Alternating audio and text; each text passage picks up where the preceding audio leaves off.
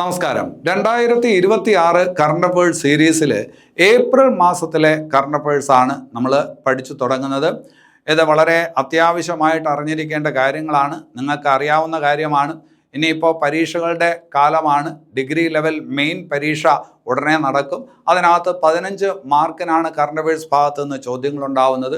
അതുപോലെ തന്നെ LGS പരീക്ഷ നടക്കും. ആ LGS പരീക്ഷയ്ക്ക് 20 മാർക്കിനാണ് കറണ്ട് അഫയേഴ്സ് ഭാഗത്ത് ചോദ്യങ്ങളുള്ളത്. അതുപോലെ തന്നെ 10th ലെവലിലുള്ള പരീക്ഷകൾ വരുന്നു. അതുപോലെ CPO പോലുള്ള ഫോഴ്സിലോട്ടുള്ള പരീക്ഷകൾ വരുന്നു. അവിടെയെല്ലാം 10 മാർക്കിന് കറണ്ട് അഫയേഴ്സ് ഭാഗത്തു നിന്ന് ചോദ്യങ്ങളുണ്ടാവും. അപ്പോൾ അങ്ങനെ ഒരു സാഹചര്യത്തിൽ കറണ്ട് അഫയേഴ്സ് പഠിക്കേണ്ടത് വളരെ അത്യാവശ്യമായി മാറിക്കൊണ്ടിരിക്കുകയാണ്. അപ്പോൾ അതുമായി ബന്ധപ്പെട്ട് കറണ്ട് അഫയേഴ്സിന് മാത്രമായിട്ട് ആസ്ഥ അക്കാഡമി ഒരു പുസ്തകം പ്രസിദ്ധീകരിച്ചിട്ടുണ്ട്. വളരെ കുറച്ച് സമയമേ നിങ്ങൾക്കുള്ളൂ. അപ്പോൾ പെട്ടെന്ന് വായിച്ച് പഠിക്കാൻ പറ്റുന്ന വിധത്തിലുള്ള ഒരു പുസ്തകമാണ്. 2026 മാർച്ച് മാസം വരെയുള്ള കാര്യങ്ങളെല്ലാം ഉൾക്കൊള്ളിച്ചിട്ടുള്ള പുസ്തകമാണ്. ഏപ്രിൽ മാസത്തിലുള്ള കാര്യങ്ങളെല്ലാം ഈ ക്ലാസ്സിൻ്റെ ഭാഗമായിട്ട് നിങ്ങൾക്ക് ടെലഗ്രാം ചാനലിൽ നിന്ന് ഡൗൺലോഡ് ചെയ്യാവുന്നതാണ്. അപ്പോൾ ഈ പുസ്തകം എന്ന് പറയുമ്പോൾ വളരെ കുറച്ച് പേജേ ഉള്ളൂ. ഒരു ചെറിയൊരു പുസ്തകമാണ്. A5 സൈസാണ്. ചെറിയ പുസ്തകമാണ്. 208 പേജേ ഉള്ളൂ. അതായത് ഈ പറഞ്ഞ ഒരാഴ്ച കൊണ്ട് വായിച്ച് പഠിച്ചു തീർക്കാൻ പറ്റുന്ന പുസ്തകം. 135 രൂപ മാത്രമേ വിലയുള്ളൂ. ഈ പുസ്തകം നിങ്ങൾക്ക് ആവശ്യമുണ്ട് എങ്കിൽ ദാ ഈ കാണുന്ന നമ്പറിലോട്ട് വിളിക്കുകയോ വാട്സപ്പ് ചെയ്യുകയോ ചെയ്യുക. ഇത്തിരി തിരക്കുള്ള ഒരു നമ്പറാണ്. ചിലപ്പോൾ വിളിച്ചാൽ കിട്ടണമെന്നില്ല. മെസ്സേജ് ഇട്ടിരുന്നാൽ മതി, ഞങ്ങൾ തിരിച്ച് നിങ്ങളെ വിളിച്ചോളാം. പിന്നെ അത് കഴിഞ്ഞിട്ട് ഇതുമായിട്ട് ബന്ധപ്പെട്ട പേയ്മെൻറ്റ്, ആ പേയ്മെൻറ്റ് നിങ്ങൾ ആസ്ഥ അക്കാഡമിയുടെ UPI ID വഴി മാത്രമേ ചെയ്യാവൂ. ഏതെങ്കിലും ഫോൺ നമ്പറിലോട്ടോ ഏതെങ്കിലും QR കോഡ് വഴി സ്കാൻ ചെയ്തോ നിങ്ങൾ പേയ്മെൻറ്റ് ചെയ്യരുത്. അതിന് QR.asthac@sib എന്ന് പറഞ്ഞിട്ട് നമ്മുടെ ഒരു UPI ID ഉണ്ട്. അതുവഴി മാത്രമേ പേയ്മെൻറ്റ് ചെയ്യാവൂ. അത് മാത്രമല്ല, കറണ്ട് അഫയേഴ്സിന് വേണ്ടി മാത്രമായിട്ട് ഒരു ഓൺലൈൻ ലൈവ് ക്ലാസ് ഉടനെ ആരംഭിക്കുന്നുണ്ട്. അതിനകത്തോട്ട് അഡ്മിഷൻ തുടങ്ങിയിട്ടുണ്ട്. നിങ്ങൾക്ക് അതിനകത്ത് പങ്കെടുക്കാൻ താല്പര്യമുണ്ടെങ്കിൽ പങ്കെടുക്കാവുന്നതാണ്. വളരെ ചെറിയ ഒരു ഫീസേ അതിനകത്തുള്ളൂ. 250 രൂപയാണ് ഓൺലൈൻ ലൈവ് ക്ലാസ്സിന് ഫീസായിട്ട് വാങ്ങുന്നത്. ഈ പറഞ്ഞ 20 മാർക്കിൻ്റെ ഭാഗം അല്ലെങ്കിൽ 15 മാർക്കിൻ്റെ ഭാഗം അല്ലെങ്കിൽ 10 മാർക്കിൻ്റെ ഭാഗം മുഴുവൻ മാർക്ക് നിങ്ങൾക്ക് നേടാൻ പറ്റുന്ന വിധത്തിൽ വളരെ പെട്ടെന്ന് പഠിച്ചു തീർക്കാൻ പറ്റുന്ന വിധത്തിലുള്ള ഒരു കോഴ്സാണ്, ക്ലാസ്സാണ്. ആവശ്യമുള്ളവർ ഈ പറഞ്ഞ നമ്പറിലോട്ട് തന്നെ വിളിച്ചാൽ മതിയാകും. അപ്പോൾ നമുക്ക് ഇന്നത്തെ ക്ലാസ്സിനകത്തോട്ട് വരാം. ഞാൻ അജിത് സുമേരു. ഏവർക്കും ആസ്ഥ അക്കാഡമിയുടെ യൂട്യൂബ് ചാനലിലേക്ക് സ്വാഗതം.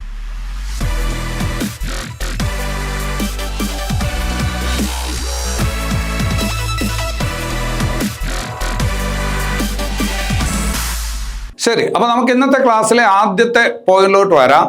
നിങ്ങൾക്കറിയാവുന്ന കാര്യമാണ്, സ്വന്തമായിട്ട് ഇൻ്റർനെറ്റ് സംവിധാനമുള്ള ഇന്ത്യയിലെ ആദ്യ സംസ്ഥാനം നമ്മൾ നേരത്തെ പഠിച്ചിട്ടുണ്ട്. അത് കേരളമാണ്. കേരളത്തിൻ്റെ സ്വന്തം ഇൻ്റർനെറ്റ് സംവിധാനമാണ് ഏത് പേരിൽ അറിയപ്പെടുന്നത്? K-Phone എന്നുള്ള പേരിൽ അറിയപ്പെടുന്നത്, അല്ലേ? കേരളത്തിൻ്റെ സ്വന്തം ഇൻ്റർനെറ്റ് സംവിധാനമാണ് K-Phone. എല്ലാവർക്കും ഇൻ്റർനെറ്റ് എന്നുള്ളതാണ് K-Phone എന്ന് പറയുന്ന ഇൻ്റർനെറ്റ് പദ്ധതിയുടെ ടാഗ് ലൈൻ. എല്ലാവർക്കും ഇൻ്റർനെറ്റ്. K-Phone എന്ന് പറയുന്ന ഇൻ്റർനെറ്റ് പദ്ധതി, K-Phoneൻ്റെ പൂർണ്ണ രൂപം എന്താണ് എന്ന് പരീക്ഷയ്ക്ക് ചോദിച്ചേക്കാം. Kerala fibre optic network. Kerala fibre optic network എന്നുള്ളതാണ് K-Phoneൻ്റെ പൂർണ്ണ രൂപം. ഈ പദ്ധതി ഉദ്ഘാടനം ചെയ്തത് എന്നാണ് നമ്മൾ മുമ്പ് പഠിച്ചിട്ടുണ്ട്. 2023 ജൂൺ 5-നാണ് ഏത് K-Phone പദ്ധതി ഉദ്ഘാടനം ചെയ്തത്. അപ്പോൾ സ്വന്തമായിട്ട് ഇൻ്റർനെറ്റുള്ള രാജ്യത്തെ ആദ്യത്തെ സംസ്ഥാനം അത് കേരളമാണ്. ആ പദ്ധതിയാണ് K-Phone എന്നുള്ള പേരിൽ അറിയപ്പെടുന്നത്. എല്ലാവർക്കും ഇൻ്റർനെറ്റ് എന്നുള്ളതാണ് K-Phone എന്ന് പറയുന്ന ഇൻ്റർനെറ്റ് പദ്ധതിയുടെ ടാഗ് ലൈൻ എന്ന് നിങ്ങൾക്കറിയാം. ആ പദ്ധതി ഉദ്ഘാടനം ചെയ്തത് 2023 ജൂൺ 5-നാണ്. നമ്മളിപ്പോൾ 2026 ഏപ്രിൽ മാസത്തിലെ കറണ്ട് അഫയേഴ്സ് ആണ് പഠിക്കുന്നത്. അത് പഠിക്കുന്ന സമയത്ത് ഈ കാര്യത്തിലോട്ട് വന്നത് എന്തുകൊണ്ടാണ് എന്ന് ചോദിച്ചാൽ, 2026 ഏപ്രിലിൽ ISO സർട്ടിഫിക്കേഷൻ ഈ പറഞ്ഞ ഇൻ്റർനെറ്റ് പദ്ധതിക്ക് ലഭിച്ചു. 2026 ഏപ്രിലിൽ ISO സർട്ടിഫിക്കേഷൻ ഏത് പദ്ധതിക്ക് ലഭിച്ചു? കേരള സർക്കാരിൻ്റെ സ്വന്തം ഇൻ്റർനെറ്റ് പദ്ധതിക്ക് ലഭിച്ചു, അല്ലേ? ISO സർട്ടിഫിക്കേഷൻ എന്ന് പറയുന്നത് ഗുണനിലവാരവുമായി ബന്ധപ്പെട്ട ഒരു സർട്ടിഫിക്കേഷനാണ് എന്നറിയാം. അപ്പോൾ പരീക്ഷയുടെ ചോദ്യം ഇങ്ങനെയാണ്: 2026 ഏപ്രിൽ ISO സർട്ടിഫിക്കേഷൻ ലഭിച്ച കേരളത്തിൻ്റെ സ്വന്തം ഇൻ്റർനെറ്റ് പദ്ധതി ഏതാണ് എന്ന് ചോദിച്ചാൽ അത് K-Phone ആണ് എന്ന് പറയണം. അപ്പോൾ അവിടെ ചോദ്യം ചോദിക്കുമ്പോൾ വെറുതെ K-Phone ഉത്തരം തരത്തക്ക വിധത്തിൽ മാത്രം ചോദ്യം ചോദിക്കത്തില്ല. പകരം പ്രസ്താവന രീതിയിൽ കുറച്ചധികം കാര്യങ്ങൾ കൂടി അതിനകത്ത് വച്ചിരിക്കും. അപ്പോൾ ഈ കാര്യങ്ങൾ കൂടി നിങ്ങൾ മനസ്സിലാക്കി വയ്ക്കണം. അപ്പോൾ 2026 ഏപ്രിലിൽ ISO സർട്ടിഫിക്കേഷൻ ലഭിച്ച കേരള സർക്കാരിൻ്റെ ഇൻ്റർനെറ്റ് പദ്ധതിയാണ് K-Phone അല്ലേ. ഇനി അത് കഴിഞ്ഞിട്ട് ചോദിക്കാൻ കൊള്ളാവുന്ന മറ്റൊരു ചോദ്യത്തിലോട്ട് വരാം. കേരളത്തിലെ ആദ്യത്തെ റൂറൽ ജില്ലാ ജയിൽ സ്ഥാപിതമാകുന്നത് എവിടെയാണ്? കേരളത്തിലെ ആദ്യത്തെ റൂറൽ ജില്ലാ ജയിൽ അല്ലെ, ഇങ്ങനെ ഒരു പേര് നിങ്ങൾ ആദ്യമായിട്ടായിരിക്കും കേൾക്കുന്നത്. കേരളത്തിൽ ആദ്യമായിട്ടാണ് റൂറൽ ജില്ലാ ജയിൽ എന്ന് പറയുന്ന ഒരു ആശയം ഉണ്ടാകുന്നതും അത് സ്ഥാപിക്കപ്പെടുന്നതും. അപ്പോൾ കേരളത്തിലെ ആദ്യത്തെ റൂറൽ ജില്ലാ ജയിൽ സ്ഥാപിക്കപ്പെടുന്നത് എവിടെയാണെന്ന് ചോദിച്ചാൽ വടകരയിലാണ്. കേരളത്തിലെ ആദ്യത്തെ റൂറൽ ജില്ലാ ജയിൽ സ്ഥാപിക്കപ്പെടുന്നത് വടകരയിലാണ്. വടകര എന്ന് പറയുമ്പോൾ കോഴിക്കോട് ജില്ല. കോഴിക്കോട് ജില്ലയിൽ വടകരയിൽ ഒരു സബ് ജയിലുണ്ട്. പക്ഷേ ആ സബ് ജയിൽ ഒരുപാട് ആൾക്കാരെ ഉൾക്കൊള്ളിക്കാനായിട്ട് പറ്റത്തില്ല. അപ്പോൾ കൂടുതൽ പേരെ ഉൾക്കൊള്ളിക്കാൻ പറ്റുന്ന കൂടുതൽ ആധുനികമായിട്ടുള്ള ഒരു ജയിൽ എന്നുള്ള ആശയം, അതിൻ്റെ അടിസ്ഥാനത്തിലാണ് കേരളത്തിലെ ആദ്യത്തെ റൂറൽ ജില്ലാ ജയിൽ സ്ഥാപിക്കപ്പെടുന്നത്. അത് സ്ഥാപിക്കപ്പെടുന്നത് എവിടെയാണ് എന്ന് ചോദിച്ചാൽ വടകരയാണ്, കോഴിക്കോട് ജില്ല. അടുത്തൊരു പോയിന്റിലോട്ട് വരാം. പരീക്ഷയ്ക്ക് ചോദിക്കാൻ കൊള്ളാവുന്ന മറ്റൊരു പോയിന്റാണ് ഇന്ത്യയിലെ തന്നെ ആദ്യത്തെ കടലാസ് രഹിത ജുഡീഷ്യൽ ജില്ലാ കോടതി. അതായത് 100% ഡിജിറ്റലാണ് ഈ കോടതി എന്നാണ് പറയുന്നത്. ഇന്ത്യയിലെ തന്നെ ആദ്യത്തെ കടലാസ് രഹിത ജുഡീഷ്യൽ ജില്ലാ കോടതി ഏതാണെന്ന് ചോദിച്ചാൽ കൽപ്പറ്റ ജില്ലാ കോടതിയാണ് അല്ലെ. ഇപ്പൊ കൽപ്പറ്റ ജില്ലാ കോടതി എന്ന് കേൾക്കുമ്പോൾ നിങ്ങൾക്ക് ഒരു ചെറിയ ബുദ്ധിമുട്ട് കാണും. അങ്ങനെ ഒരു ജില്ലയോ എന്ന് ചോദിക്കും അല്ലെ. വയനാട് ജില്ലയുടെ ആസ്ഥാനമാണ് കൽപ്പറ്റ. അവിടെയാണ് ഈ പറഞ്ഞ കോടതി ഉള്ളത്. അപ്പോൾ കൽപ്പറ്റ ജുഡീഷ്യൽ കോടതി എന്ന് പറയും, കൽപ്പറ്റ ജില്ലാ ജുഡീഷ്യൽ കോടതി എന്ന് പറയാറുണ്ട്. ഈ കോടതിയുടെ കീഴിൽ വരുന്ന മറ്റുള്ള കോടതികളും എന്താണ്? പേപ്പർ രഹിതമാണ്. അതായത് രാജ്യത്ത് ആദ്യമായിട്ട് 100% കടലാസ് രഹിതമാക്കപ്പെട്ട ജുഡീഷ്യൽ ജില്ലാ കോടതി ഏതെന്ന് ചോദിച്ചാൽ കൽപ്പറ്റ ജില്ലാ കോടതിയാണ്, അല്ലെങ്കിൽ വയനാട് ജില്ലാ കോടതിയാണ് എന്ന് പറയാം. ജില്ലാ ജുഡീഷ്യൽ കോടതി. ശരി, അപ്പോൾ അതൊരു നല്ലൊരു പോയിന്റാണ്, മനസ്സിലാക്കി വെക്കണം. ഇനി അത് കഴിഞ്ഞിട്ട് നിങ്ങൾ വാർത്തകളിൽ കണ്ടിട്ടുണ്ടാവും, അറിഞ്ഞിട്ടുണ്ടാവും, തൃശ്ശൂർ മുണ്ടത്തിക്കോട് വെടിക്കെട്ട് അപകടം അല്ലെ. മുണ്ടത്തിക്കോട് വെടിക്കെട്ട് അപകടം 15ഓളം പേരുടെ മരണത്തിനിടയാക്കിയ തൃശ്ശൂർ മുണ്ടത്തിക്കോട് വെടിക്കെട്ട് അപകടം, അതിനെക്കുറിച്ച് അന്വേഷിക്കുന്നതിന് വേണ്ടിയിട്ട് കേരള സർക്കാർ ഒരു ജുഡീഷ്യൽ കമ്മീഷനെ വച്ചു. തൃശ്ശൂർ മുണ്ടത്തിക്കോട് വെടിക്കെട്ട് അപകടത്തെക്കുറിച്ച് പഠിച്ച് റിപ്പോർട്ട് സമർപ്പിക്കുന്നതിന് വേണ്ടിയിട്ട് കേരള സർക്കാർ നിയമിച്ച എന്താണ് ജുഡീഷ്യൽ കമ്മീഷൻ. അതൊരു ഏകാംഗ ജുഡീഷ്യൽ കമ്മീഷനാണ്. അതിനകത്ത് ഒരാൾ മാത്രമേ ഉള്ളൂ.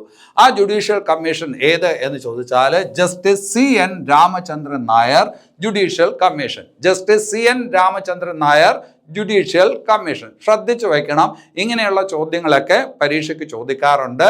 വളരെ റെലവൻ്റ് ആയിട്ടുള്ള ഒരു ക്വസ്റ്റ്യൻ ആണ്.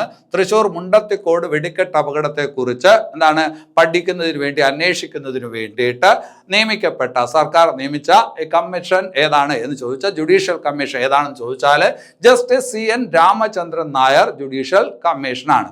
ഇവിടെ ജസ്റ്റിസ് CN രാമചന്ദ്രൻ നായരുടെ കാര്യം പറയുമ്പോൾ വേറൊരു കാര്യം കൂടി നിങ്ങൾ മനസ്സിലാക്കിക്കോണം. നിയമസഭാ സാമാജികരുടെ വേതനം വർദ്ധിപ്പിക്കുന്നതുമായി ബന്ധപ്പെട്ട് അതിൻ്റെ കാര്യങ്ങളൊക്കെ പഠിക്കുന്നതിന് വേണ്ടിയിട്ട് കേരള സർക്കാർ മുമ്പ് അതുപോലെ ഒരു കമ്മിറ്റിയെ നിയമിച്ചിരുന്നു. ആ കമ്മിറ്റിയുടെ അധ്യക്ഷനും ആര് തന്നെയാണ്? ജസ്റ്റിസ് CN രാമചന്ദ്രൻ നായരാണ്. അപ്പോൾ അത് ശ്രദ്ധിച്ചോണം. അതായത് നിയമസഭാ സാമാജികരുടെ വേതന വർധനവുമായി ബന്ധപ്പെട്ട കാര്യങ്ങൾ പഠിക്കുന്നതിന് വേണ്ടിയിട്ട് കേരള സർക്കാർ നിയമിച്ച കമ്മിറ്റിയുടെ അധ്യക്ഷൻ ആര് എന്ന് ചോദിച്ചാൽ ജസ്റ്റിസ് CN രാമചന്ദ്രൻ നായർ കമ്മിറ്റിയാണ്. അതുപോലെ നിങ്ങൾ വേറൊരു കാര്യം ശ്രദ്ധിച്ചു വെക്കണം. മുന്നാക്ക കമ്മീഷൻ, ഈ അടുത്ത കാലത്ത് സംസ്ഥാന സർക്കാർ മുന്നാക്ക കമ്മീഷനെ എന്ത് ചെയ്തു? പുനഃസംഘടിപ്പിച്ചു. അങ്ങനെ പുനഃസംഘടിപ്പിച്ചപ്പോൾ സംസ്ഥാന മുന്നാക്ക കമ്മീഷന്റെ അധ്യക്ഷനായി നിയമിക്കപ്പെട്ടത് ആരാണ്? ജസ്റ്റിസ് CN രാമചന്ദ്രൻ നായരാണ്. ഇവിടെ ഇപ്പോൾ മുണ്ടത്തിക്കോട് വെടിക്കെട്ട് അപകടം, അതിനെക്കുറിച്ച് പഠിക്കുന്നതിന് വേണ്ടിയിട്ട്, റിപ്പോർട്ട് സമർപ്പിക്കുന്നതിന് വേണ്ടിയിട്ട് കേരള സർക്കാർ നിയമിച്ച ജുഡീഷ്യൽ കമ്മീഷനാണ് justice CN Ramachandran Nair commission. അപ്പോൾ അത് ശ്രദ്ധിച്ചു വയ്ക്കണം. ഇനി അത് കഴിഞ്ഞിട്ട് കുടുംബശ്രീയുടെ നേതൃത്വത്തിൽ ഈ അടുത്ത കാലത്ത് പുറത്തിറക്കിയ കുട്ടനാടൻ താറാവിറച്ചി ബ്രാൻഡ്, കുട്ടനാടൻ താറാവിറച്ചി ബ്രാൻഡ് കുടുംബശ്രീയുടെ നേതൃത്വത്തിൽ ഈ അടുത്ത കാലത്ത് പുറത്തിറക്കിയ എന്താണ് കുട്ടനാടൻ താറാവിറച്ചി ബ്രാൻഡ്, ആ ബ്രാൻഡിന് കൊടുത്തിരിക്കുന്ന പേരെന്താണെന്ന് ചോദിച്ചാൽ ചീരു എന്നാണ്. അപ്പോൾ കുടുംബശ്രീയുടെ നേതൃത്വത്തിൽ പുറത്തിറക്കപ്പെടുന്ന കുട്ടനാടൻ താറാവിറച്ചി ബ്രാൻഡാണ്, അതിന് കൊടുത്തിരിക്കുന്ന പേരാണ് ചീരു അല്ലെ. നമ്മൾ നേരത്തെ ഇതുപോലെ വേറെ ചില കാര്യങ്ങൾ പഠിച്ചിട്ടുണ്ട്. ഒന്ന് ഹില്ലി അക്വ. എന്താണ് ഹില്ലി അക്വ എന്ന് പറയുന്നത്? കേരളത്തിന്റെ സ്വന്തം കുപ്പിവെള്ള ബ്രാൻഡാണ്. കേരളത്തിന്റെ സ്വന്തം കുപ്പിവെള്ള ബ്രാൻഡാണ് ഏത്? ഹില്ലി അക്വ അല്ലെ. അതുപോലെ കേരളത്തിന്റെ സ്വന്തം വൈൻ ബ്രാൻഡാണ് നിള എന്നും പഠിച്ചിട്ടുണ്ട്. കേരളത്തിന്റെ സ്വന്തം വൈൻ ബ്രാൻഡാണ് നിള. കേരളത്തിന്റെ സ്വന്തം കുപ്പിവെള്ളം ബ്രാൻഡാണ് ഹില്ലി അക്വ. ഇവിടെ ഇപ്പോൾ കുടുംബശ്രീയുടെ കുട്ടനാടൻ താറാവിറച്ചി ബ്രാൻഡ്, അതിന് കൊടുത്തിരിക്കുന്ന പേരാണ് ചീരു. അതുപോലെ സംസ്ഥാന തീരദേശ വികസന കോർപ്പറേഷൻ പുറത്തിറക്കുന്ന ഒരു ഉണക്കമീൻ ബ്രാൻഡ് ഉണ്ട്, അതിന് കൊടുത്തിരിക്കുന്ന പേരാണ് ഏത്? ഡ്രിഷ്. ഏതാണ്? ഡ്രിഷ്. അപ്പോൾ ഇവിടെ ഇപ്പോൾ 2026 ഏപ്രിൽ മാസത്തിലെ കാര്യം പറയുമ്പോൾ നിങ്ങൾ പ്രത്യേകം ശ്രദ്ധിക്കേണ്ടതാണ്, കുടുംബശ്രീ പുറത്തിറക്കുന്ന കുട്ടനാടൻ താറാവിറച്ചി ബ്രാൻഡാണ് ഏത്? ചീരു. അപ്പോൾ അത് ശ്രദ്ധിച്ച് വയ്ക്കുക. ഇനി അത് കഴിഞ്ഞിട്ട് നല്ലൊരു പോയിന്റിലോട്ടാണ് നമ്മൾ വരുന്നത്. വയോജന ആരോഗ്യം. വയോജന ആരോഗ്യവുമായി ബന്ധപ്പെട്ട് കേരള സർക്കാർ ആവിഷ്കരിച്ചിരിക്കുന്ന ഒരു വാക്സിനേഷൻ പരിപാടിയുണ്ട്. അതാണ് ന്യൂമോകോക്കൽ വാക്സിനേഷൻ പരിപാടി അല്ലെ.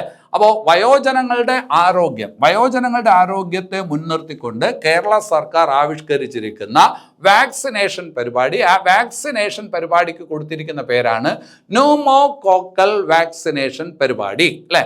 വയോജനങ്ങൾ എന്ന് പറയുമ്പോൾ 60 വയസ്സിന് മുകളിലോട്ടൊക്കെ ആവുമ്പോഴേക്കും പലതരത്തിലുള്ള ശ്വാസകോശ സംബന്ധമായിട്ടുള്ള അസുഖങ്ങളൊക്കെ ഉണ്ടാവും. ന്യൂമോണിയ പോലുള്ള ശ്വാസകോശ സംബന്ധമായിട്ടുള്ള അസുഖങ്ങളൊക്കെ ഉണ്ടാവും. അപ്പോൾ ആ പറഞ്ഞ അസുഖങ്ങളെ പ്രതിരോധിക്കുന്നതിന് വേണ്ടിയിട്ട് നൽകുന്ന വാക്സിൻ, അതാണ് ന്യൂമോകോക്കൽ വാക്സിൻ. ആ ന്യൂമോകോക്കൽ വാക്സിനേഷൻ പരിപാടി ആരംഭിക്കുന്നു? കേരള സർക്കാർ ആരംഭിക്കുന്നു. ആർക്ക് വേണ്ടി ആരംഭിക്കുന്നു?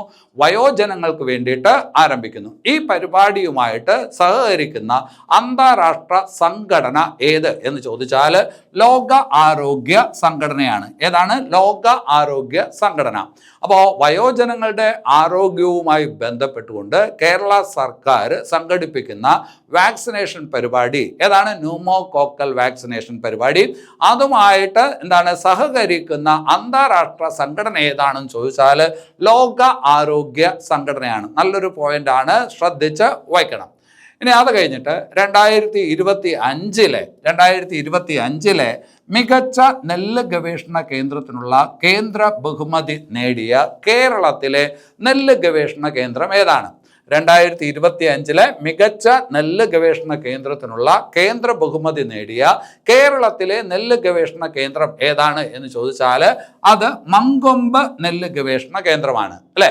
മങ്കൊമ്പ് നെല്ല് ഗവേഷണ കേന്ദ്രം ഏത് ജില്ല? ആലപ്പുഴ ജില്ല. അപ്പോൾ 2025 മികച്ച നെല്ല് ഗവേഷണ കേന്ദ്രത്തിനുള്ള കേന്ദ്ര ബഹുമതി നേടിയ കേരളത്തിലെ നെല്ല് ഗവേഷണ കേന്ദ്രം മങ്കൊമ്പ് നെല്ല് ഗവേഷണ കേന്ദ്രം. അത് പറയുമ്പോൾ ഒരു കാര്യം അവിടെ ഓർത്തോണം, നിങ്ങൾക്ക് അറിയാവുന്ന തന്നെയാണ്. ഈ പറഞ്ഞ നെല്ല് ഗവേഷണ കേന്ദ്രം ആരുടെ പേരിലാണ് അറിയപ്പെടുന്നത് എന്ന് ചോദിച്ചാൽ MS സ്വാമിനാഥന്റെ പേരിലാണ് അറിയപ്പെടുന്നത്. MS സ്വാമിനാഥന്റെ പേരിൽ അറിയപ്പെടുന്ന കേരളത്തിലെ നെല്ല് ഗവേഷണ കേന്ദ്രമാണ് മങ്കൊമ്പ് നെല്ല് ഗവേഷണ കേന്ദ്രം. 2025 കറണ്ട് അഫയേഴ്സ് പഠിച്ച സമയത്ത് നമ്മൾ വേറൊരു കാര്യം പഠിച്ചിട്ടുണ്ടായിരുന്നു. ആദ്യ, പുണ്യ എന്നിങ്ങനെയുള്ള നെൽവിത്തിനങ്ങൾ, ആദ്യ, പുണ്യ എന്നിങ്ങനെയുള്ള നെൽവിത്തിനങ്ങൾ വികസിപ്പിച്ചെടുത്ത കേരളത്തിലെ നെല്ല് ഗവേഷണ കേന്ദ്രം ഏതാണ്? മങ്കൊമ്പ്. ഏതാണ്? മങ്കൊമ്പ്. ആദ്യ, പുണ്യ എന്നിങ്ങനെയുള്ള നെൽവിത്തിനങ്ങൾക്ക് എന്ത് പ്രത്യേകതയാണ് ഉള്ളത് എന്ന് ചോദിച്ചാൽ വെള്ളപ്പൊക്കത്തെ അതിജീവിക്കാൻ കഴിയുന്ന നെൽവിത്തിനങ്ങളാണ്.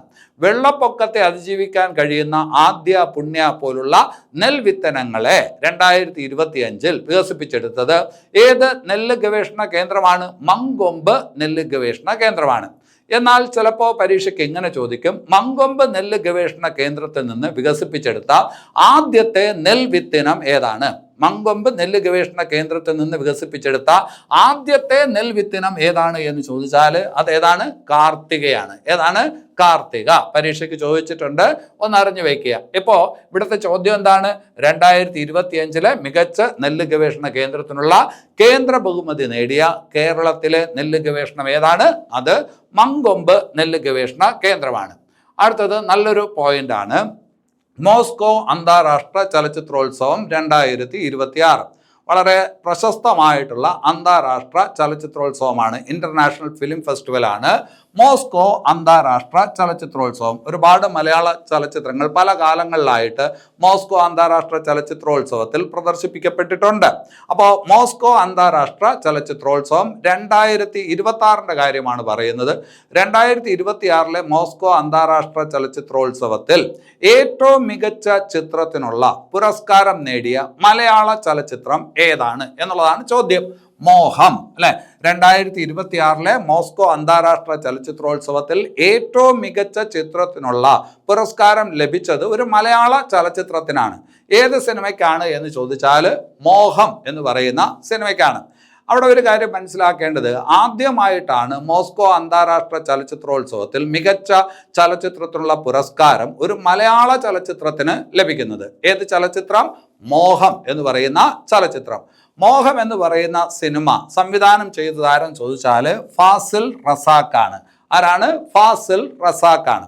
കഴിഞ്ഞ മാസം നമ്മൾ കറണ്ട് അഫയേഴ്സ് പഠിച്ച സമയത്ത് മോസ്കോ അന്താരാഷ്ട്ര ചലച്ചിത്രോത്സവത്തിലോട്ട് തെരഞ്ഞെടുക്കപ്പെട്ട മറ്റൊരു മലയാള ചലച്ചിത്രത്തിന്റെ പേര് കൂടി പഠിച്ചിരുന്നു.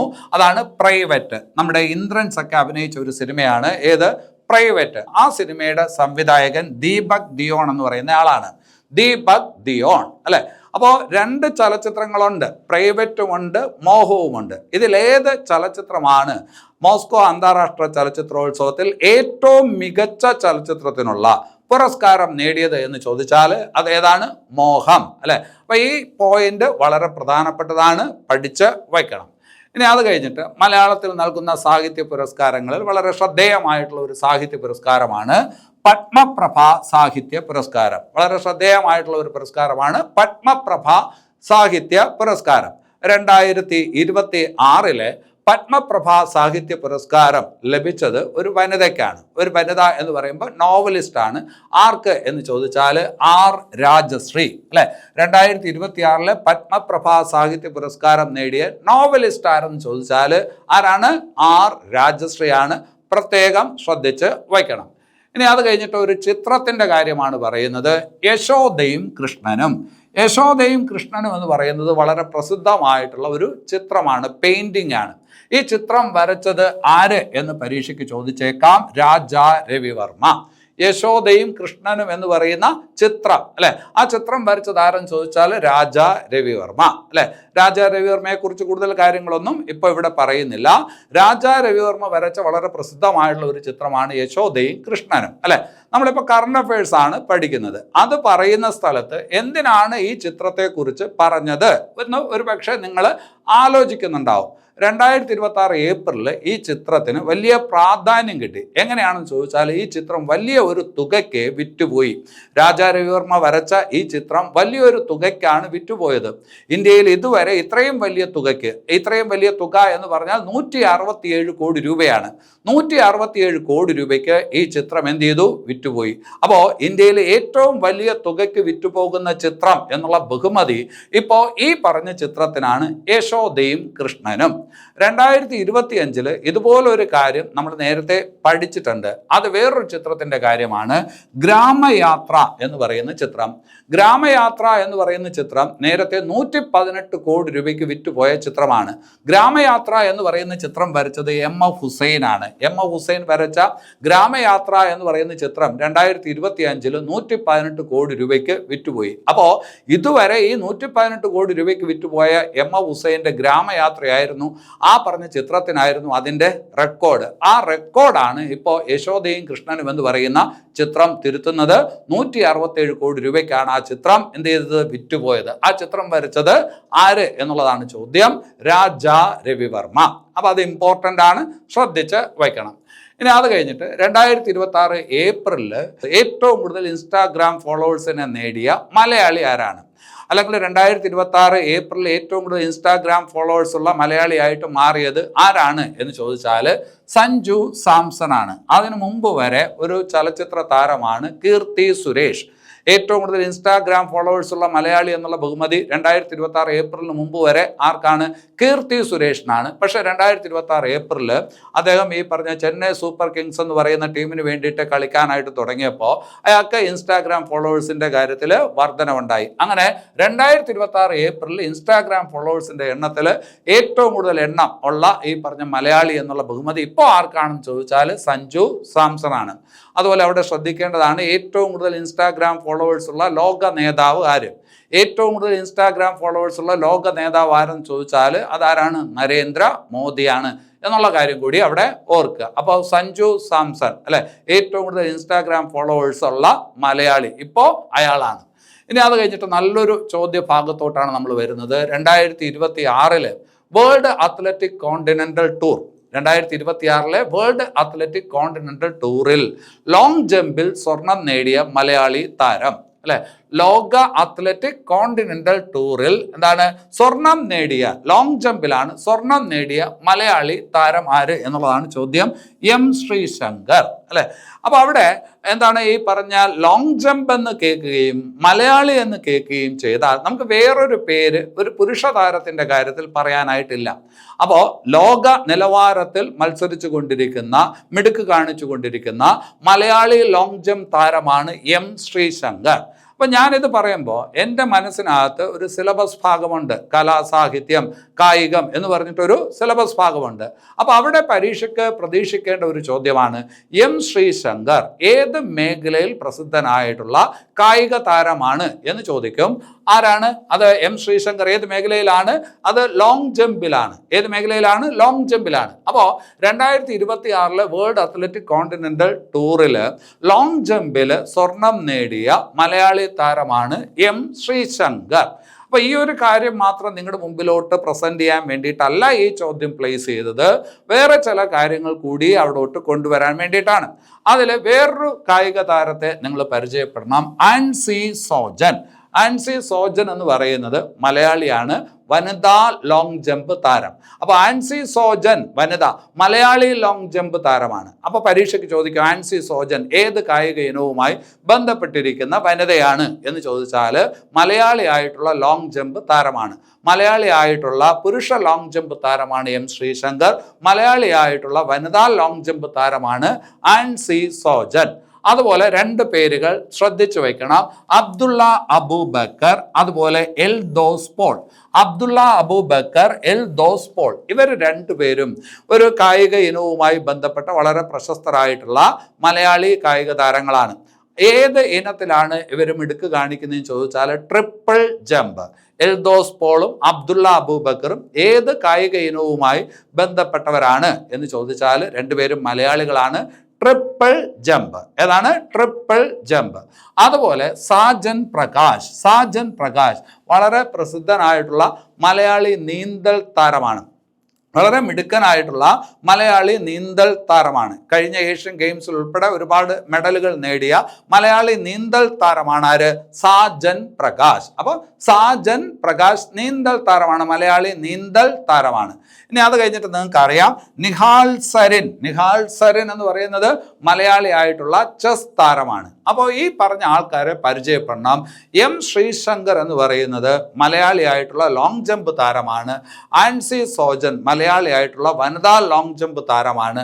അബ്ദുള്ള അബൂബക്കറും എൽദോസ് പോളും മലയാളികളായിട്ടുള്ള ട്രിപ്പിൾ ജമ്പ് താരമാണ്. സാജൻ പ്രകാശ് എന്ന് പറയുന്നത് മലയാളി ആയിട്ടുള്ള നീന്തൽ താരമാണ്. നിഹാൽ സരിൻ എന്ന് പറയുന്നത് മലയാളി ആയിട്ടുള്ള ചെസ് താരമാണ്. ഇവിടുത്തെ ചോദ്യം എന്തായിരുന്നു? 2026 വേൾഡ് അത്ലറ്റിക് കോണ്ടിനെന്റൽ ടൂറിൽ ലോങ് ജമ്പിൽ സ്വർണ്ണ മെഡൽ നേടിയ മലയാളി ലോങ് ജമ്പ് താരം ആരാണ്? എം ശ്രീശങ്കർ. അപ്പൊ അതൊന്ന് മനസ്സിലാക്കി വെക്കുക. ഇനി അത് കഴിഞ്ഞിട്ട് 2026 കേരള നിയമസഭയിലേക്കുള്ള തെരഞ്ഞെടുപ്പ് നടന്നു. 2026 ഏപ്രിലിൽ കേരള നിയമസഭയിലേക്കുള്ള തെരഞ്ഞെടുപ്പ് നടന്നു. നിങ്ങളും വോട്ട് ചെയ്തിട്ടുണ്ടാവും അല്ലെ? ആ തെരഞ്ഞെടുപ്പ് നടന്നത് എന്നാണ് എന്ന് ചോദിച്ചാൽ ഏപ്രിൽ 9-നാണ്. 2026 കേരള നിയമസഭയിലേക്കുള്ള തെരഞ്ഞെടുപ്പ് നടന്നത് എന്നാണ് എന്ന് ചോദിച്ചാൽ ഏപ്രിൽ 9 അല്ലെ. എത്രാമത്തെ നിയമസഭയിലേക്കുള്ള തെരഞ്ഞെടുപ്പാണ് നടന്നത് എന്ന് ചോദിച്ചാൽ 16ാം നിയമസഭയിലേക്കുള്ള തെരഞ്ഞെടുപ്പാണ് നടന്നത്. അപ്പൊ 2026 കേരള നിയമസഭാ തെരഞ്ഞെടുപ്പ് നടന്നത് ഏപ്രിൽ 9 അത് 16ാമത് കേരള നിയമസഭയിലേക്കുള്ള തെരഞ്ഞെടുപ്പായിരുന്നു. ഇപ്പോൾ ഉള്ള ലോക്സഭ എത്രാമത്തെ ലോക്സഭയാണ്? ശ്രദ്ധിച്ചു വെക്കണം, 18ാം ലോക്സഭ.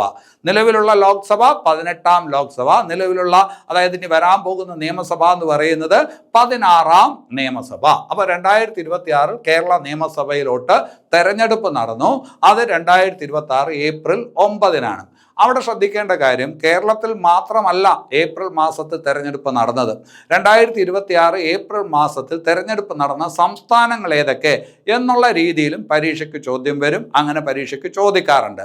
അപ്പോൾ അത് നിങ്ങൾക്കറിയാം, കേരളത്തിൽ തെരഞ്ഞെടുപ്പ് നടന്നു അല്ലെ. നിയമസഭാ തെരഞ്ഞെടുപ്പ് കേരളത്തിൽ നടന്നു, അതുപോലെ തമിഴ്നാട്ടിൽ നടന്നു, അതുപോലെ ആസാമിൽ നടന്നു, അതുപോലെ തന്നെ പശ്ചിമ ബംഗാളിൽ നടന്നു അല്ലെ.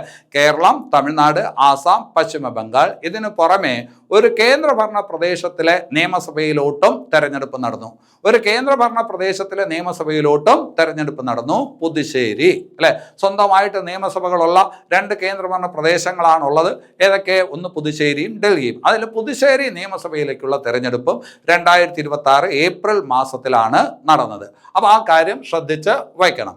ഇനി അത് കഴിഞ്ഞിട്ട് വേറൊരു നല്ലൊരു ചോദ്യം, സ്വാതന്ത്ര്യത്തിന് ശേഷം ഏറ്റവും കൂടുതൽ പോളിംഗ് ശതമാനം നിയമസഭയിലേക്കുള്ള തെരഞ്ഞെടുപ്പിൽ രേഖപ്പെടുത്തിയത് 2026 ഏത് സംസ്ഥാനത്താണ് ഇങ്ങനെ ഈ പറഞ്ഞൊരു വലിയ പോളിംഗ് ശതമാനം രേഖപ്പെടുത്തിയത് എന്ന് ചോദിച്ചാൽ അത് പശ്ചിമ ബംഗാളിലാണ്. ഏതാണ്ട് 92.72% എന്ന് പറഞ്ഞാൽ ഏതാണ്ട് 93%. അതായത് 100 പേരുണ്ടെങ്കിൽ 93 പേരും എന്ത് ചെയ്തിട്ടുണ്ട്? വോട്ട് ചെയ്തിട്ടുണ്ട്. അപ്പോൾ ആ ചോദ്യം എങ്ങനെയാണ്? സ്വതന്ത്ര ഇന്ത്യയിൽ ഏറ്റവും കൂടുതൽ പോളിംഗ് ശതമാനം രേഖപ്പെടുത്തിയത് ഏത് സംസ്ഥാനത്തെ നിയമസഭയിലേക്കുള്ള തെരഞ്ഞെടുപ്പിലാണ് എന്നുള്ളതാണ്. അപ്പോൾ അതിൻ്റെ ഉത്തരം ഏതാണ്? പശ്ചിമ ബംഗാൾ. പോളിംഗ് ശതമാനം എത്ര? 93% അല്ലെങ്കിൽ 92.72%. ശ്രദ്ധിച്ച് വയ്ക്കണം. ഇനി അത് കഴിഞ്ഞിട്ട് നമുക്ക് സെൻസസിലോട്ട് വരാം. പുതിയ സെൻസസിന് വേണ്ടിയിട്ടുള്ള നടപടിക്രമങ്ങളൊക്കെ ആരംഭിച്ചിട്ടുണ്ട്. പുതിയ സെൻസസ് എന്ന് പറയുമ്പോൾ 2026-27 സെൻസസ്, 2026-27 സെൻസസ് അല്ലെ.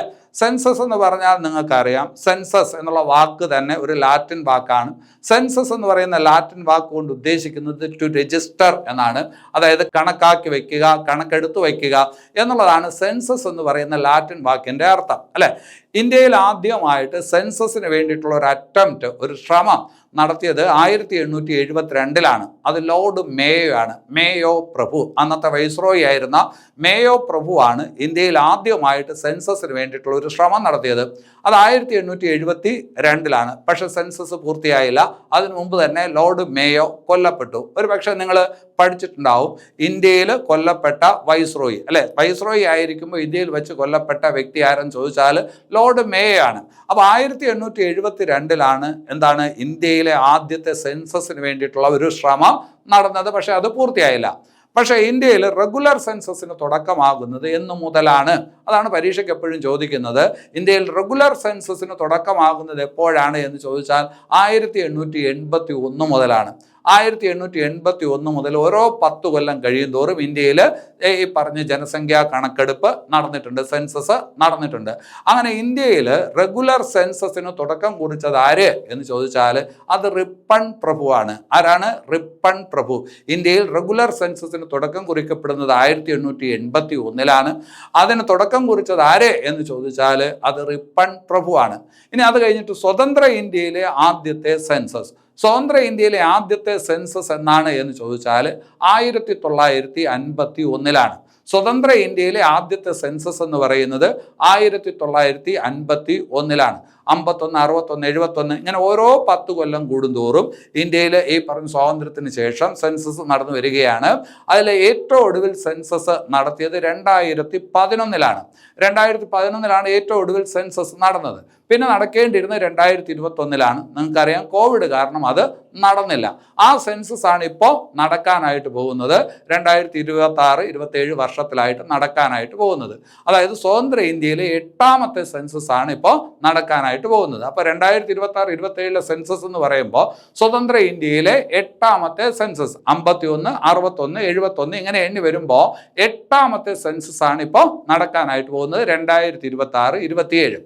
ഇനി ഈ പറഞ്ഞ സെൻസസിന്റെ കാര്യമൊക്കെ നിങ്ങൾ ഏതെങ്കിലുമൊക്കെ പുസ്തകത്തിൽ വായിക്കുമ്പോൾ ചിലയിടത്ത് സെൻസസ് 2026 എന്ന് കൊടുത്തേക്കും, ചിലയിടത്ത് സെൻസസ് 2027 എന്ന് കൊടുത്തേക്കും. നമുക്ക് 2026-27 എന്ന് പഠിക്കുന്നതായിരിക്കും കുറച്ചുകൂടി നല്ലത്. കാരണം ഇപ്പൊ 2026 ആരംഭിക്കുന്ന സെൻസസ് 2 ഘട്ടമായിട്ടാണ് നടക്കുന്നത്. ആദ്യത്തെ ഘട്ടത്തിൽ ഈ രാജ്യത്തുള്ള വീടുകളുടെ എണ്ണമാണ് ആദ്യത്തെ ഘട്ടത്തിൽ എടുക്കുന്നത്. 2ാമത്തെ ഘട്ടത്തിലാണ് ജനസംഖ്യ എടുക്കുന്നത്. അതായത് ജനങ്ങളുടെ എണ്ണത്തിന്റെ കണക്കെടുക്കുന്നത് 2ാമത്തെ ഘട്ടത്തിൽ. അപ്പോൾ നമ്മൾ ഇപ്പോൾ നടക്കാൻ പോകുന്ന സെൻസസ് എന്ന് പറയുന്നത് 8ാമത്തെ സെൻസസ് ആണ്. 2026-27 സെൻസസ് 8ാമത്തെ സെൻസസ് ആണ്.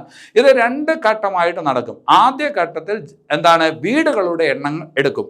2ാമത്തെ ഘട്ടത്തിൽ എന്താണ് ജനസംഖ്യ, അതായത് ജനങ്ങളുടെ എണ്ണം എടുക്കുന്നത് 2ാമത്തെ ഘട്ടത്തിലാണ്. അത് 2027 ആകും. എന്തായാലും ഇപ്പൊ അതിന്റെ പണികളൊക്കെ ആരംഭിച്ചിട്ടുണ്ട്. അങ്ങനെ 2 ഘട്ടമായിട്ടാണ് നടക്കുന്നത്. ഇനി ഈ സെൻസസിന് ഒരു പ്രത്യേകതയുണ്ട്. 2026-27 സെൻസസിന്റെ പ്രത്യേകത ലോകത്താദ്യമായിട്ട് പൂർണ്ണമായിട്ടും ഡിജിറ്റലായിട്ട് രേഖപ്പെടുത്തുന്ന സെൻസസ് ആണ്. പൂർണ്ണമായിട്ടും ഡിജിറ്റലായിട്ട് നടക്കുന്ന സെൻസസ് ആണ് 2026-27. ലോകത്ത് തന്നെ ആദ്യമായിട്ട് നടക്കുന്ന ഡിജിറ്റൽ സെൻസസ് ആണ് 2026-27 സെൻസസ് എന്നുള്ളത് ഓർത്ത് വയ്ക്കണം. ഇനി അത് കഴിഞ്ഞിട്ട് ഈ സെൻസസിന് മറ്റൊരു പ്രത്യേകത കൂടിയുണ്ട്. ആളുകളുടെ കണക്കെടുക്കുമ്പോൾ ജാതി തിരിച്ചുള്ള കണക്ക് കൂടി എടുക്കും. നേരത്തെ ഇതുപോലെ ജാതി തിരിച്ച് കണക്കെടുത്തിട്ടുള്ളത് 1931 ഏറ്റവും ഒടുവിൽ 1931 സെൻസസ് എടുക്കുന്ന സമയത്താണ് ജാതി തിരിച്ച് കണക്കെടുത്തിട്ടുള്ളത്. പക്ഷേ ഈ പറഞ്ഞ 2026 സെൻസസ് ജാതി തിരിച്ചുള്ള കണക്ക് എടുക്കും എന്നുള്ളതും കൂടി ശ്രദ്ധിച്ച് വെക്കുക. അതൊക്കെ ഈ പറഞ്ഞ പ്രസ്താവന രീതിയിലുള്ള ചോദ്യങ്ങളാണ്. അതിനകത്ത് പോയിന്റ്സ് ആയിട്ട് ഇങ്ങനെ കൊടുത്തേക്കും. അപ്പോൾ ആ ഒരു കാര്യം ശ്രദ്ധിച്ച് വയ്ക്കണം. ഇനി അത് കഴിഞ്ഞിട്ട് 2026-27 സെൻസസ് അതിൻ്റെ ഭാഗ്യചിഹ്നം, 2026-27 സെൻസസിൻ്റെ ഭാഗ്യചിഹ്നം എന്താണ് എന്ന് ചോദിച്ചാൽ പ്രഗതിയും വികാസമാണ്. പ്രഗതിയും വികാസും. പ്രഗതി എന്ന് പറയുന്നത് ഒരു വനിതയാണ്, വികാസ് എന്ന് പറയുന്നത് ഒരു പുരുഷനാണ്. സെൻസസുമായി ബന്ധപ്പെട്ട് ഉദ്യോഗസ്ഥരുണ്ട്. വീടുകളിലൊക്കെ വന്ന് കാര്യങ്ങളൊക്കെ ചോദിച്ച് സെൻസസ് എടുക്കുന്ന ഉദ്യോഗസ്ഥരുണ്ട്. അതിൽ പുരുഷനുണ്ട്, അതിൽ വനിതയുണ്ട്, അല്ലെ? അവരെ നമ്മൾ പറയുന്ന എന്യൂമറേറ്റർ എന്നാണ്. എന്താണ്? സെൻസസ് എടുക്കാൻ വരുന്ന ഉദ്യോഗസ്ഥർ, കണക്കെടുക്കാൻ വരുന്ന ഉദ്യോഗസ്ഥരെ പറയുന്നത് എന്യൂമറേറ്റർ എന്നാണ്. അതിൽ വനിതാ എന്യൂമറേറ്ററെ പ്രതിദാനം ചെയ്യുന്ന സിമ്പലാണ് ഏത്? പ്രഗതി. അതുപോലെ പുരുഷ എന്യൂമറേറ്ററെ പ്രതിദാനം ചെയ്യുന്ന സിമ്പലാണ് വികാസ്. ഏതാണ്? വികാസ്, അല്ലെ? അപ്പോൾ പ്രഗതിയും വികാസുമാണ് 2026-27 സെൻസസിന്റെ ഭാഗ്യചിഹ്നം എന്നുള്ളത് ഓർക്കുക. ഇനി അത് കഴിഞ്ഞിട്ട് മറ്റൊരു പ്രധാനപ്പെട്ട പോയിന്റ്, ഈ സെൻസസിന് വേണ്ടിയിട്ട് ഒരു ടോൾ ഫ്രീ നമ്പർ ഉണ്ട്. 2026-27 സെൻസസുമായി ബന്ധപ്പെട്ട് ഒരു ടോൾ ഫ്രീ നമ്പർ കൂടിയുണ്ട്. Toll free help line number കൂടി എന്ത് ചെയ്തിട്ടുണ്ട്? പുറത്തിറക്കിയിട്ടുണ്ട്. അതാണ് 1855 1855. ഇപ്പോൾ ഈ പറഞ്ഞ സെൻസസുമായി ബന്ധപ്പെട്ട് ഈ ഉദ്യോഗസ്ഥർക്ക് എന്തെങ്കിലും സംശയങ്ങളുണ്ടെങ്കിൽ, നാട്ടുകാർക്ക് എന്തെങ്കിലും സംശയമുണ്ടെങ്കിൽ വിളിച്ചു ചോദിക്കാൻ വേണ്ടിയിട്ടുള്ള ഒരു toll free help line number. അപ്പോൾ സെൻസസുമായി ബന്ധപ്പെട്ട് 2026-27 സെൻസസുമായി ബന്ധപ്പെട്ട് സെൻസസ് കമ്മീഷൻ പുറത്തിറക്കിയിട്ടുള്ള ടോൾ ഫ്രീ ഹെൽപ്പ് ലൈൻ നമ്പറാണ് 1855. അതിന്റെ ഭാഗ്യചിഹ്നം പ്രഗതിയും വികാസുമാണ്. അപ്പോൾ അത് ശ്രദ്ധിച്ച് വയ്ക്കണം. ഇനി അത് കഴിഞ്ഞിട്ട് മറ്റൊരു പ്രധാനപ്പെട്ട പോയിന്റിലോട്ട് വരാം. നമുക്കറിയാവുന്ന കാര്യമാണ്, 2023 ഇന്ത്യൻ പാർലമെന്റ് വനിതാ സംവരണ നിയമം പാസാക്കി. 2023 ഇന്ത്യൻ പാർലമെന്റ് വനിതാ സംവരണ നിയമം പാസാക്കി. അതാണ് ഭരണഘടനയുടെ 106ാം ഭേദഗതി നിയമപ്രകാരമാണ്, അല്ലെ?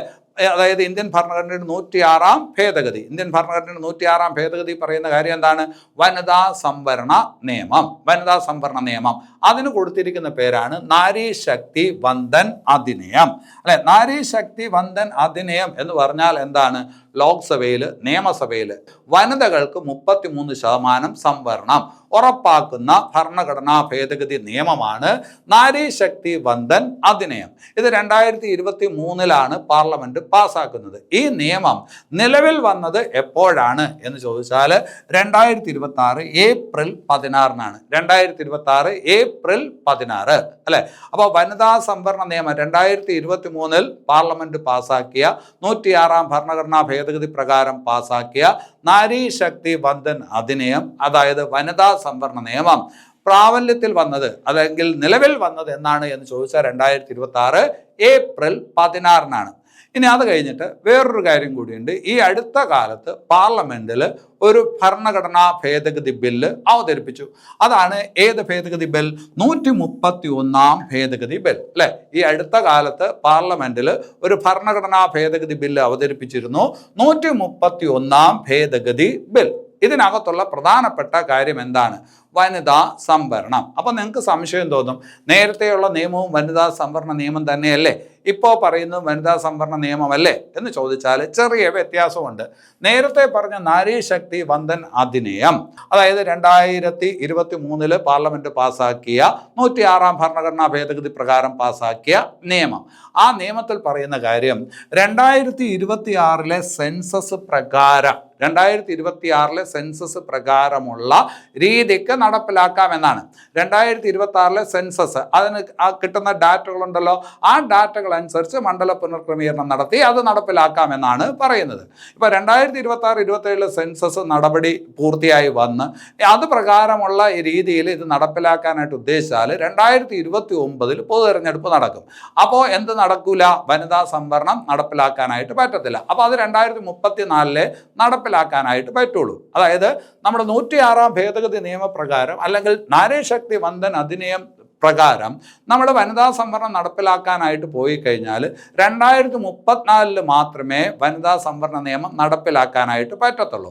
അപ്പോൾ അതിന് മുമ്പേ നടപ്പിലാക്കാൻ വേണ്ടിയിട്ടുള്ള ഒരു ശ്രമമായിരുന്നു 131 ഭേദഗതി ബിൽ. 131 ഭേദഗതി ബില്ലിൽ പറഞ്ഞ കാര്യം, വനിതാ സംവരണം ഏത് സെൻസസിന്റെ അടിസ്ഥാനത്തിൽ നടപ്പിലാക്കണം? 2011 സെൻസസിന്റെ അടിസ്ഥാനത്തിൽ നടപ്പിലാക്കാം. 2011 സെൻസസ് ആണെങ്കിൽ കഴിഞ്ഞതാണ്. 2011 സെൻസസിന്റെ അടിസ്ഥാനത്തിൽ നടപ്പിലാക്കാം. അതുപോലെ തന്നെ എന്താണ്? ലോക്സഭാ മണ്ഡലങ്ങളുടെ എണ്ണം, ലോക്സഭാ സീറ്റുകളുടെ എണ്ണം എന്ത് ചെയ്യാം? കൂട്ടാം. ലോക്സഭാ സീറ്റുകളുടെ എണ്ണം ഇപ്പോൾ 543 ഏതാണ്ട് 850 വർദ്ധിക്കും. അതായത് 33% വനിതാ സംവരണമാണ്. ആ 33% വനിതാ സംവരണം കൊടുക്കണമല്ലോ. അതിനനുസരിച്ച് ഈ പറഞ്ഞ മണ്ഡലങ്ങൾ ക്രമീകരിക്കുമ്പോൾ ഏതാണ്ട് 850 മണ്ഡലങ്ങൾ വരും.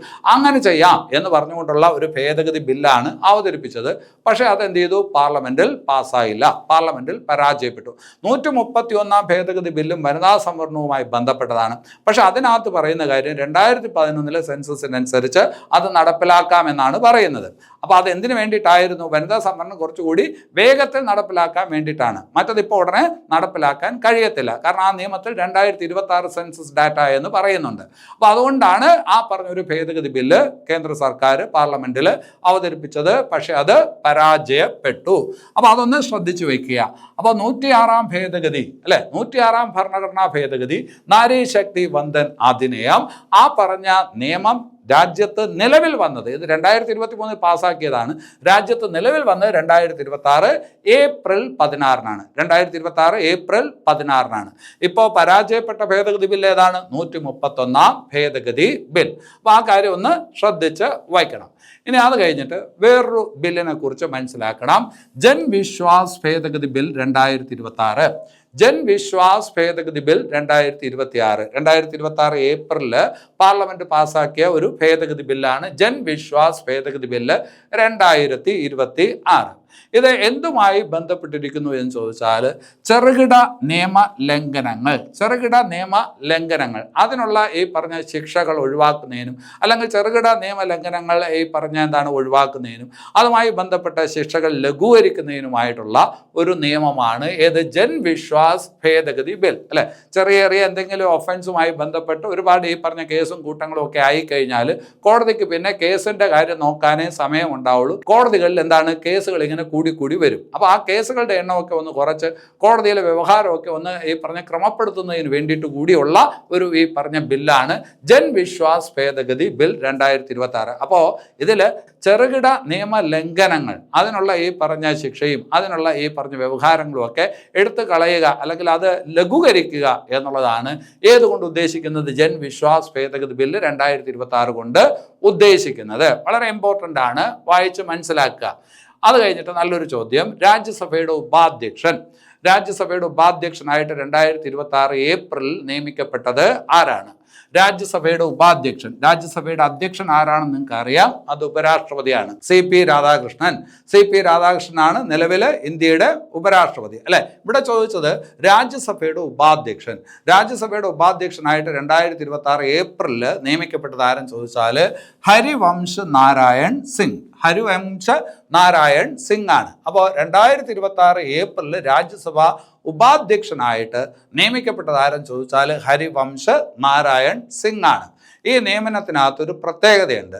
ഇയാൾ ഈ പറഞ്ഞൊരു നോമിനേറ്റഡ് രാജ്യസഭാ മെമ്പറാണ് അല്ലെ. രാജ്യസഭയിൽ നോമിനേറ്റഡ് അംഗങ്ങളുണ്ടല്ലോ. പ്രസിഡന്റിന് ഈ പറഞ്ഞ നോമിനേറ്റഡ് അംഗങ്ങളെ എന്ത് ചെയ്യാൻ പറ്റും? ഈ പറഞ്ഞ നിയമിക്കാനായിട്ട് പറ്റും. എവിടോട്ട്? രാജ്യസഭയിലോട്ട് നിയമിക്കാനായിട്ട് പറ്റും. അപ്പോൾ രാജ്യസഭാ ഉപാധ്യക്ഷനായ വ്യക്തി എങ്ങനെയുള്ള ആളാണ്? ഒരു നോമിനേറ്റഡ് രാജ്യസഭാ മെമ്പറാണ്. ആദ്യമായിട്ടാണ് ഒരു നോമിനേറ്റഡ് രാജ്യസഭാ അംഗം രാജ്യസഭയുടെ ഉപാധ്യക്ഷനായിട്ട് മാറുന്നത്. ആദ്യമായിട്ടാണ് ഒരു നോമിനേറ്റഡ് രാജ്യസഭാ അംഗം രാജ്യസഭയുടെ ഉപാധ്യക്ഷനായിട്ട് മാറുന്നത് അല്ലെ. അപ്പോൾ രാജ്യസഭയുടെ ഉപാധ്യക്ഷനായിട്ട് നിയമിക്കപ്പെട്ട ആദ്യത്തെ നോമിനേറ്റഡ് രാജ്യസഭാംഗം എന്ന ബഹുമതിയും ആർക്കാണ്? ഹരിവംശ നാരായൺ സിംഗ് ആണ്. ഇയാളിപ്പോൾ ആദ്യമായിട്ടൊന്നുമല്ല രാജ്യസഭയുടെ ഉപാധ്യക്ഷനാവുന്നത്. നേരത്തെയും 2 തവണ രാജ്യസഭയുടെ ഉപാധ്യക്ഷനായിരുന്നു. അപ്പോൾ അയാൾ രാജ്യസഭയിൽ അംഗമായിരുന്നു. ഇപ്പം നോമിനേറ്റഡ് മെമ്പറായിരിക്കുമ്പോഴാണ് വീണ്ടും അയാൾ തിരഞ്ഞെടുക്കപ്പെടുന്നത് എന്നുള്ളതാണ്. ശരി, അപ്പോൾ അത് ശ്രദ്ധിച്ച് വെക്കുക. ഇനി അത് കഴിഞ്ഞിട്ട് നീതി ആയോഗിൻ്റെ ഉപാധ്യക്ഷൻ അല്ലെ. നീതി ആയോഗിൻ്റെ ഉപാധ്യക്ഷനായിട്ട് പുതിയൊരാളെ ഇപ്പോൾ നിയമിച്ചു. നീതി ആയോഗിൻ്റെ അധ്യക്ഷൻ ആര് എന്ന് നിങ്ങൾക്ക് അറിയാം. നീതി ആയോഗിൻ്റെ അധ്യക്ഷൻ ആരാണ്? പ്രധാനമന്ത്രിയാണ് അല്ലെ. നീതി ആയോഗിൻ്റെ അധ്യക്ഷൻ എപ്പോഴും ആരാണ്? പ്രധാനമന്ത്രിയാണ്.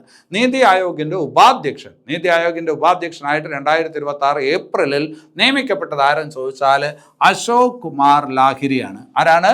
അശോക് കുമാർ ലാഹിരി അല്ലെ. അപ്പോൾ നീതി ആയോഗിൻ്റെ ഉപാധ്യക്ഷനായിട്ട് 2026 ഏപ്രിലിൽ നിയമിക്കപ്പെട്ടത് ആരെന്ന് ചോദിച്ചാൽ അശോക് കുമാർ ലാഹിരി.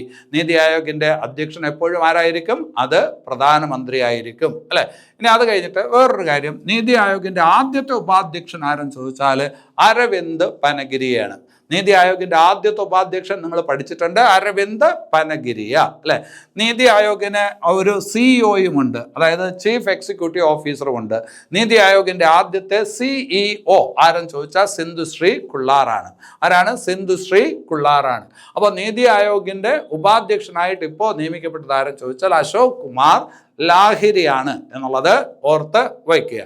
ഇനി അത് കഴിഞ്ഞിട്ട് സമ്രാട്ട് ചൗധരി ഏത് സംസ്ഥാനത്തിൻ്റെ മുഖ്യമന്ത്രിയായിട്ടാണ് 2026 ഏപ്രിലിൽ അധികാരമേറ്റത്? സമ്രാട്ട് ചൗധരി ഏത് സംസ്ഥാനത്തിൻ്റെ മുഖ്യമന്ത്രിയായിട്ടാണ് 2026 ഏപ്രിലിൽ സത്യപ്രതിജ്ഞ ചെയ്തത് എന്ന് ചോദിച്ചാൽ ഏത് സംസ്ഥാനത്തിൻ്റെ മുഖ്യമന്ത്രിയാണ് ഇപ്പോൾ സമ്രാട്ട് ചൗധരി? ബീഹാറിൻ്റെ മുഖ്യമന്ത്രിയാണ് അല്ലെ. നിതീഷ് കുമാർ ആയിരുന്നു ബീഹാറിൻ്റെ മുഖ്യമന്ത്രി. നമ്മൾ പഠിച്ചിട്ടുണ്ട് 10 തവണ അല്ലെ. 10 തവണയോളം ഈ പറഞ്ഞ ബീഹാറിൻ്റെ മുഖ്യമന്ത്രിയായിട്ട് സത്യപ്രതിജ്ഞ ചെയ്തയാളാണ് നിതീഷ് കുമാർ. നമ്മൾ പഠിച്ചിട്ടുണ്ടായിരുന്നു. ആ നിതീഷ് കുമാർ എന്ത് ചെയ്തു? രാജിവെച്ചു. മുഖ്യമന്ത്രി പദവി രാജിവെച്ചു. അയാൾ രാജ്യസഭാംഗമായിട്ട് പോയി. അപ്പോൾ അവിടെ ഈ പറഞ്ഞ പുതിയ ഒരു മുഖ്യമന്ത്രി ഉണ്ടാവുന്നു. ആരാണ്? സമ്രാട്ട് ചൗധരി. ബീഹാറിൽ BJP മുഖ്യമന്ത്രിയാണ്. ബീഹാറിലെ ആദ്യത്തെ BJP മുഖ്യമന്ത്രിയാണ് ആര്?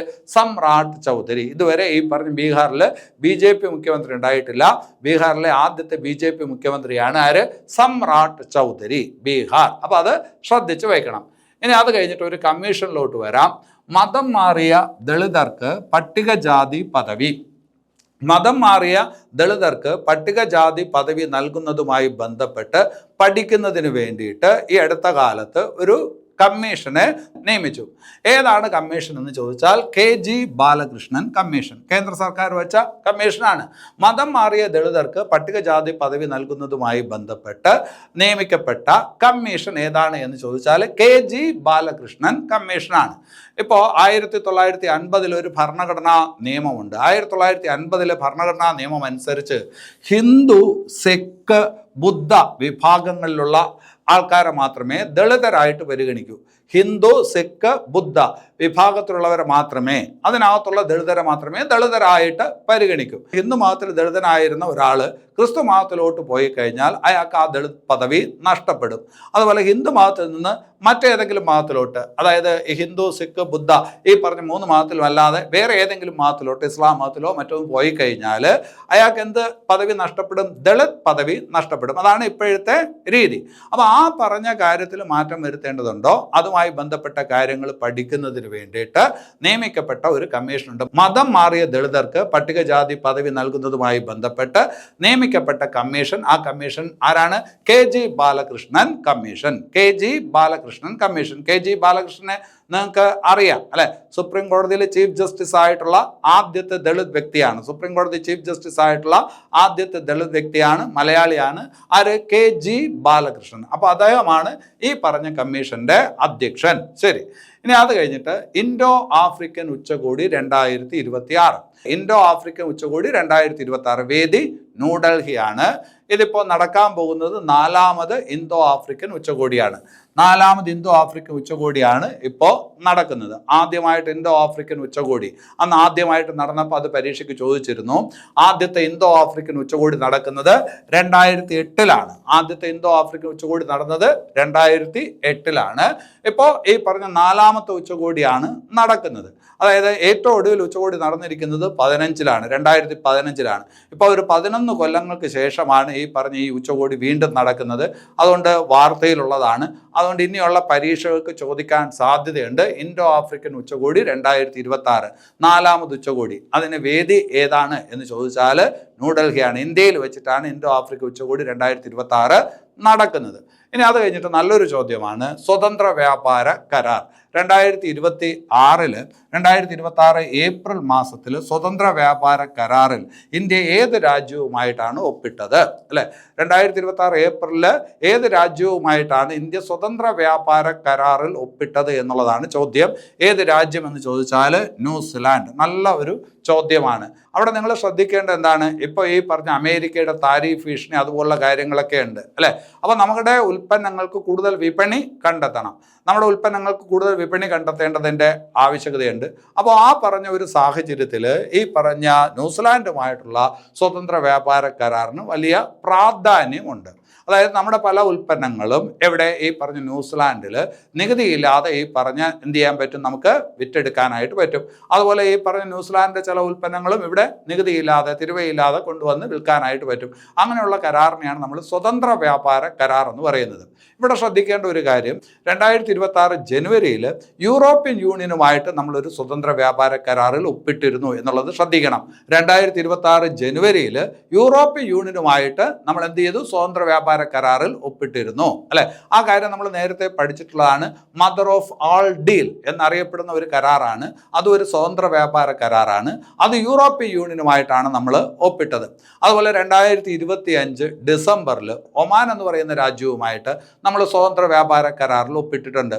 അതുപോലെ 2025 തന്നെ നമ്മൾ UK-യുമായിട്ട് സ്വതന്ത്ര വ്യാപാര കരാറിൽ ഒപ്പിട്ടിട്ടുണ്ട്.